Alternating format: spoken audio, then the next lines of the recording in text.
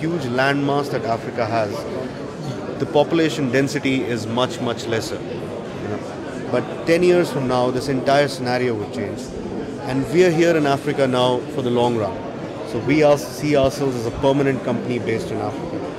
So 10 years down the line, there's going to be exponential growth in Africa.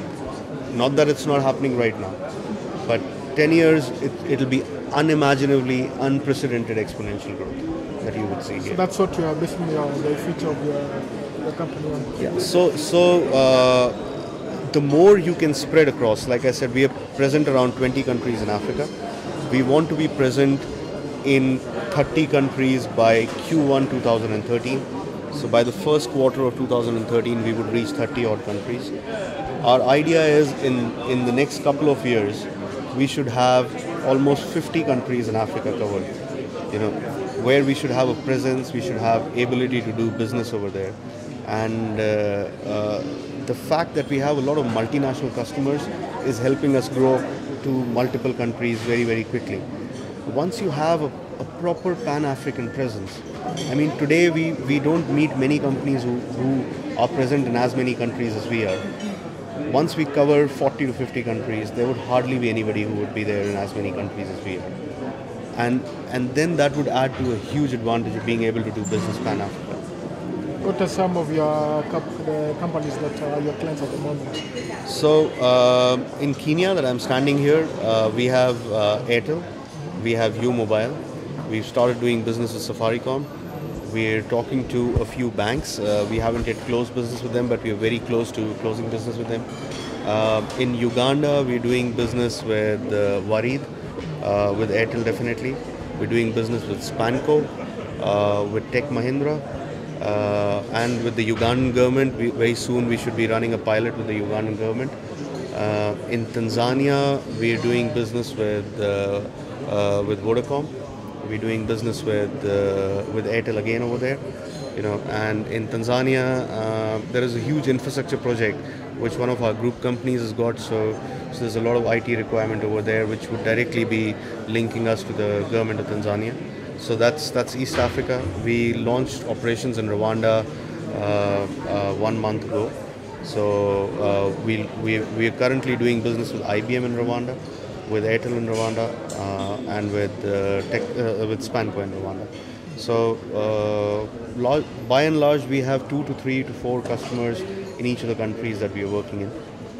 And I could elaborate on the other West African countries also, but I know this is the East Africa Leaders Summit, so I'll restrict myself to mentioning about this. And how long have you been in the region? So the Mara Group, who are our partners, they've been in Africa for 100 years now. The Mara Group itself has been present for around 40 years, and we partnered with them 2 years ago, bringing in the learnings from India that we had, which was one market that saw a huge exponential growth in the last 10-15 years, which kind of helps us position ourselves accordingly in Africa, because we've witnessed that growth in India. We've seen how best you can capitalize on that growth, and how best you can actually propel it faster and better and in a much more efficient manner. So we're bringing in our learnings from there to here. So you've seen Africa growing as fast as India, growing to the level which India has done.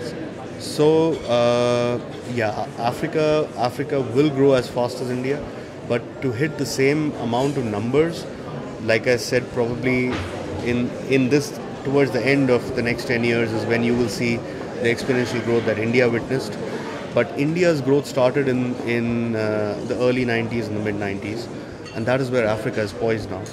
And then the exponential boom came in the 2002-2009 time frame, and that is what Africa, I think, will see closer to 2020. So by 2020, you would actually cross the point of inflection, and you would be on the hockey stick curve, moving upwards very, very fast. By telling us what your name is and who you are. Okay, so my name is Kamil Asghar Ali. So I'm the Vice President of Operations for Francophone countries for Mara Hyson. But I am also the CIO of Mara Hyson across all our countries of operation. So we've reached around 21 now. So I am an ex-IT auditor. Well, I am still IT auditor, but my specialty is mostly into IT service management and security. IT security. Maybe you can tell us what is management as a service? Okay, so management as a service is a kind of unique model that we've created as a response to companies and government institution needs in Africa. Right? So the model, what we perceive is companies and government institutions needed to have some kind of cost-effective model where we could remotely manage their IT systems, computers, desktop servers, network, whatever it is, but in a model that is cost efficient to them. Right? So we've decided to go on a cloud-based model, so where the name of management as a service comes into the picture. It's a combination of technology, processes, and people. So we have our key hubs for Mara Hisense, which are Nigeria, Kenya, and DRC, where we have our experts sitting over there and providing level 3 supports to all those countries, plus our people on the ground in each of the countries that we have operations. So as I said, it's a combination of technology, practices and processes, as well as people and experts that we have on board. So it's a full-fledged combination. Maybe now you can give us an example of maybe what a company would, maybe what one of your clients will need, and how Mara Hisense will come into the picture. Okay, so let's assume that you have a bank, right? A bank is present in multiple countries, right? So he's got in Kenya, in DRC, in Gabon, and in Tanzania, right? So there is a need to manage those systems. Now, generally what happens in their key locations or headquarters, which is in Kenya, management will need to have a certain visibility, what's happening in all those countries. So those countries will be having different kinds of solutions and different kinds of technology. So what we do is we come in, and in all of those countries, for the server network management and monitoring, we deploy our probes in their network, and for their desktops, we install an agent that connects to our NOC, right, which is our management as a service. In that, so we are able to tell them what is the uptime, downtime, what is the capacity of their servers, what is the software which are installed on their desktops, what are the hardware which are installed on their desktop, and provide them with a full help desk solution. Now, the beauty of this model is that when you start having, for a bank for example, small officers in regions, what we call remote officers, these officers will probably be having 2 or 3 persons. It does not make commercial sense to actually put one person to address those people, right? To address the needs and the IT requirements of those people, if it's just for 3 persons. So what we do is, with our technology and the people that we have on site, they are used as on a shared model. So they attend to multiple customers at the same time, which makes them more efficient. And by this, we are able to really reduce the cost and come up with really competitive prices.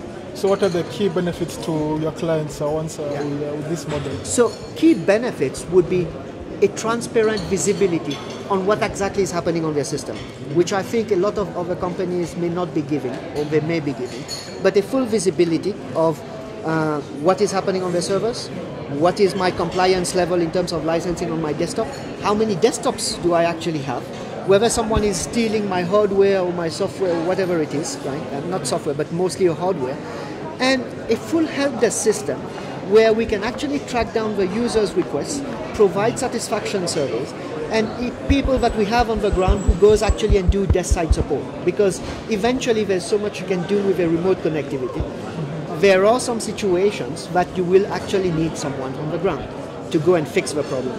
So this is what are the benefits that we are having, and in a completely cost-efficient model.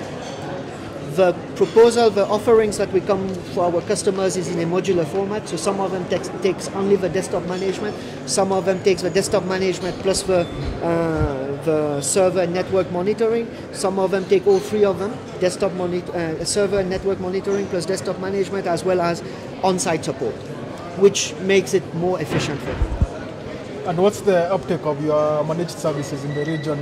Do guys understand this? Are guys are they waiting for the service? Okay. So this is, as I mentioned in the presentation, it's a kind of new concept that we are coming up, right? If you look at the word mass on the internet, you've got so many different versions, but people are not really agreeing on what mass actually is, right? So there's a whole education and communication that needs to happen in the region for people to really understand that this is a business model.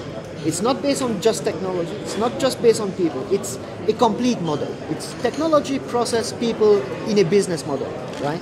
So there are some work to be done to educate the persons on what are the benefits of such a kind of proposal. But the good thing about it is that since it works on the internet, it's a highly efficient and highly compressed data transfer. So this is perfectly applicable to Africa, given that it's now that Africa is going into the development phase of increasing the bandwidth and doing a lot of our initiative. But until then, we are not there yet. So we need to have a very fluid solution, a very a solution that actually uses the bandwidth correctly. And are there any challenges in trying to do this? Maybe connectivity, you find that... No. But as I said, right, so because it's based on the internet, right, and the package and the payload that we transfer between the systems and our solution, it's very lightweight. It fits for the purpose of Africa, for the current infrastructure. So the more they will grow in terms of bandwidth, the more efficient the system is going to get. So what happens maybe if an office, the link to the remote office goes down? So that's why the unique model comes to having people on the ground, because eventually links might go down, in which case your remote support will not work.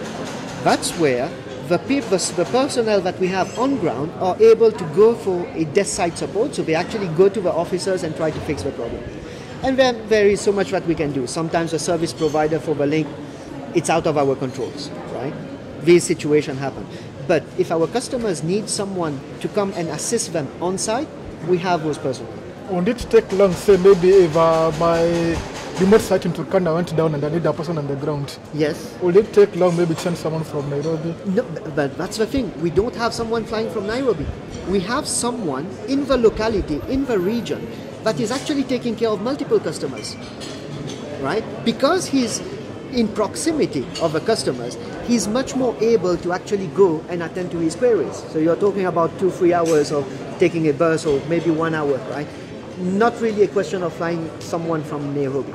Commercially and economically, doesn't make much sense, because otherwise the cost will go high. Okay. Right? Okay, thanks a lot. Thank you. Okay. Well, so just a last word on management as a service. So what we are trying to create here in Marais is a kind of unique solutions that we wanted to deliver to Africa. And what we are doing is we're actually leveraging on experiences of what happened in Europe, what happened in Africa, what happened in, sorry, not Africa, but in the States, and what happened in India, to come up with unique models which applies to the African continent. Challenges that we are facing, we are seeing multiple cultures because we are across multiple countries in Africa. There's a culture difference, there's a time zone difference, there is a perception difference, and we are trying to address that by means of educations and informing the people, the companies and government institutions that there is something, a unique model in terms of mass, which is economically viable, which is stable, which works using the infrastructure which currently exists in Africa, and which will benefit to all. Remember, the purpose of cloud services, that's my fundamental perception of cloud services, is cost optimization, leveraging on economies of scale. And I think we should go in that direction. Thank you.